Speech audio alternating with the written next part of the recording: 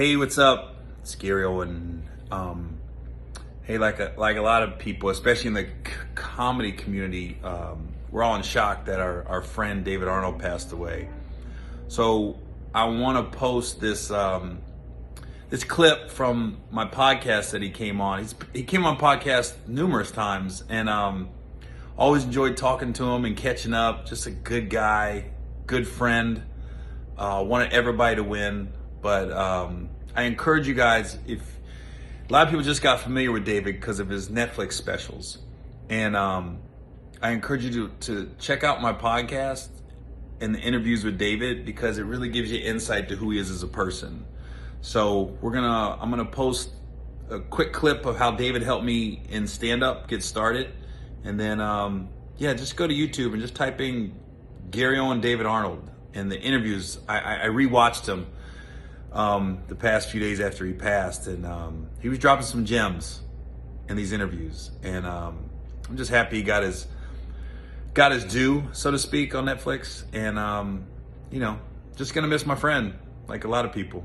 I saw so many comics posting how they're gonna miss him and what a good guy, and I think he's one of those few that nobody can say anything bad about the guy, and because there was nothing bad about him. Just a good guy, and he really helped me get started in stand-up 20 plus years ago. So, all right, y'all. Well, enjoy this clip of David and me just chopping it up. Let's backtrack to how we met. Okay, I was in the Navy, active duty, had knee surgery. San Diego. Yes. I go and, was it your first wife? Yes. Or girlfriend? First wife. Okay. So she was doing my paperwork for my knee surgery. That's right. And she's in this cubicle, right? That's You want a right. coffee? Yes. You got coffee? Yeah, it's coffee. Just like that. You got cinnamon in it? You want cinnamon, some What? Splenda, and some cream.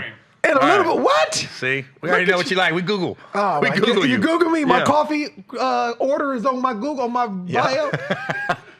So, Thank you. I'm having my knee surgery. I just get done post-op and going through all the paperwork and stuff. Yeah. And your first wife, in Sharon. this cubicle, Sharon, she's got all these newspaper clippings of you all over her thing, comedian.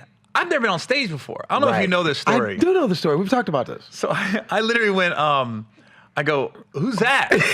She goes, that's my husband. I go, is he a comedian? She goes, yeah. I go, I'm a comedian. I'm in the fucking Navy. I go, not I'm gonna be. I go, I'm a comedian? Because in my brain I was. I was like, I'm a comedian. And she goes, no way. My husband's a comedian. I'm going to get him in touch with you. This pre-cell phones, home phone number. I remember. She gave me her home number. And I was thinking, Navy chicks are so easy. He must be on deployment. Right. I wasn't even in the military at the time. Yes. So I called you. Mm-hmm. And you said, I'll never get the conversation. We talked about 45 minutes an hour. Yeah. And you're telling me about stand-up. Yeah. And I'm just listening. Yeah. And you said, you got to get a bio. Yeah. And a resume and headshots. Yeah. Never been on stage before. Right. I went and got headshots, a bio, a fake resume, fake bio. Right. And I remember one of my things was I opened up for Jim Carrey for the United Cancer Foundation or something. I was naming huge names. Some shit they could never verify. In Prague. It was a benefit in Prague for the Prince of Brunei. So, and then I remember I kept trying, after you told me everything, I said, hey, I got my headshots, I get this, and you was talking to me, and then it was radio silence. I didn't hear from him for like 6-7 months. Me? Yeah. I I called was every now and out. then. Right. And Did you call me? Yeah, I'll tell you why. I'll tell you, and I appreciate why you wouldn't answer my calls. Okay. So I kept calling, you wouldn't call, and then I said, finally, I don't know, I called one time, and I said, and you answered, and I was like, yo, David. I said, Gary, I said, I did everything you said to do. Right.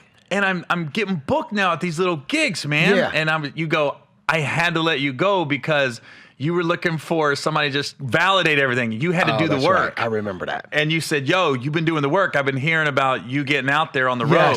Yes, that's true. What's so funny is that because I told you to do all this stuff, and then you did it, and then you moved to LA, or you were going to LA. I was going back and forth. You were going to LA. I didn't move to Los Angeles for another year and a half after you and I met. When I get to LA, you're fucking everywhere. You're on stages I couldn't get on. I was hustling. You were murdering. I walked in and like, what the fuck is happening? Like, it was Fat Tuesdays maybe? Yeah.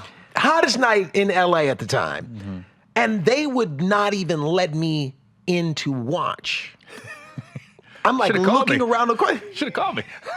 You want to answer my calls, you paying me back.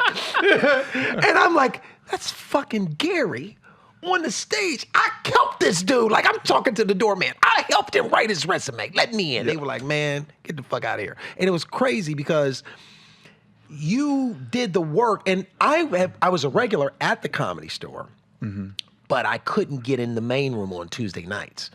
That was the hot room. That was I would be in the OR working out on Tuesday night. You know, it's 20 people in there. The rumbling, the thunder came through the walls from the main room. Yeah.